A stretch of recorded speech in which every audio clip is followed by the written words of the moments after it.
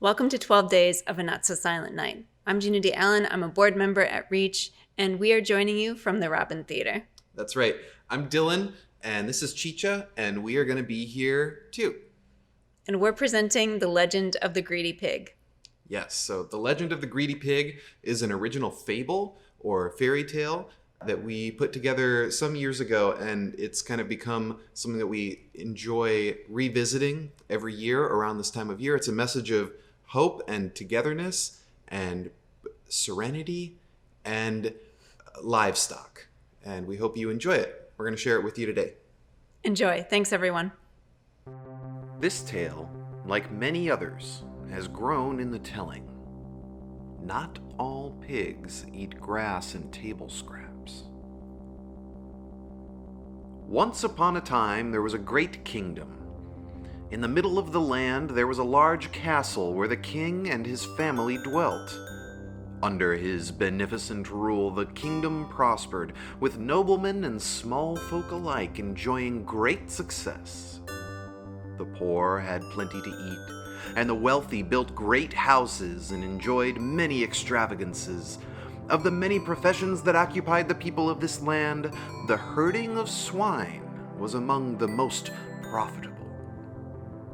The swineherds of the kingdom were known far and wide to raise droves of the largest pigs ever seen, and some believed that it was by magic that the pigs grew so large.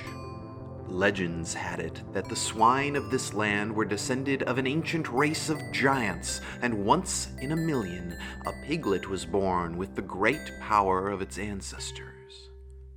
However, there was one pig farmer, Robert, who did not seem to have the luck of his fellow peasants.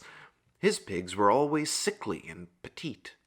The farmer would step in their pig droppings and spill their slop all over his kitchen floor. He was forgetful and more than once had to chase a stray pig through the bustling streets of town when he forgot to close the farm gate. All the townspeople mocked him and his petite piggies. One season, there arrived in a litter a pig of special shape and coloration. It seemed to him the most beautiful piglet he'd ever laid eyes on. He cherished this little pig and believed his luck had finally changed. It wasn't long, however, until he noticed that the small swine wouldn't eat a bite, while its brothers and sisters gobbled down every scrap in front of them. Try as he might to entice the little piglet, he could not make it eat. Yet the little beast began to grow. As Robert fumbled clumsily about his farm, the little pig followed him everywhere and seemed to grow larger by the day until it was bigger and healthier than any of the other piglets. Every time Robert spilled the slop or tripped in the pig mud or came home from the market with a sad look on his face, his prize piglet was there to cheer him up, always growing stronger, bigger, and portlier. One day, as Robert and his wonder pig were out working, a beggar came to the gate, and he said, "Sir, I have no food to eat and no money to spend. Can you spare any coin, sir?" Robert, whom we already know was not the most successful farmer in the kingdom, replied, "I am no rich man, but a poor farmer. I have none to spare. All I have is this beautiful young pig." At that, the wonder pig approached the poor beggar and gave him a nuzzle with his snout. The beggar looked down at the pig and then back to the farmer. "But, sir, surely you have more riches than I. I have nothing in my pockets," the beggar said. He reached into his pockets to show the farmer they were empty, but his hands emerged full of shiny gold coins. Astonished, the beggar left, tossing Robert a coin and whistling a happy tune. That was odd, thought Robert, and out of the corner of his eye, the pig seemed to grow larger. The next day, Robert looked up from his mucking to see a weeping woman, with her face buried in her hands, walking slowly past his farm. He said to her, walking closer, "What is the problem, miss?" At that, the woman lifted her head. "You see," said the woman, "I am at my wit's end, and there is no cure for my ailment. Yes, I have had the hiccups for 7 years. No trick in the book will remove them. I've tried them all. What can I do? But the Wonder Pig walked right up to her and nuzzled her with its snout. To the amazement of all, the woman's hiccups disappeared before their eyes. Oh, thank you, The woman exclaimed as she clutched her face in disbelief. Then she bent down and gave the pig a grateful kiss on the snout. The farmer looked down at his faithful pig, and the pig wiggled his curly tail, seeming to grow even larger. Well, it was about that time that the farmer realized that the piggy was growing stronger as it fed off of his and others' bad luck and misfortunes.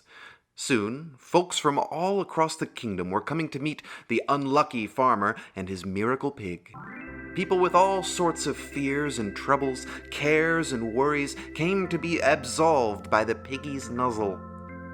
With each new guest they hosted, Piggy grew greater in size. He ballooned first to the size of a cow, and then an elephant, a house, and then to a large hill as the years went by.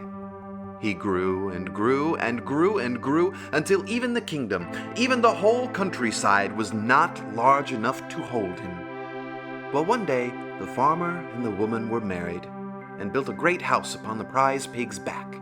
Others joined them there, and one day Piggy raised up on its mountainous pig's feet and floated into the warm summer sky. Up and up they went, encased by a magical piggish atmosphere, and sailed the stars until they came to rest in a comfortable place across the galaxy. They were all very happy there, having just enough misfortune to keep Piggy fed, and lived contented lives atop Farmer Robert's giant prize pig. And so they say that to this very day you can see the pinkish, piggish, flaming shine of Porcus Majoris on a clear winter night.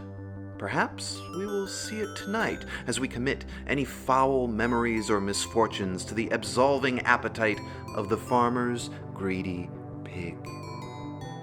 And although we gather tonight in high spirits and make jest as we watch the pig burn bright as a night star, full of our collective negativities, let's imagine we can part ways with them for good, as though they were fully consumed, completely forgotten, gobbled up in the stomach of a greedy pig, and go about our lives grateful for our blessings and the troubles we have overcome together.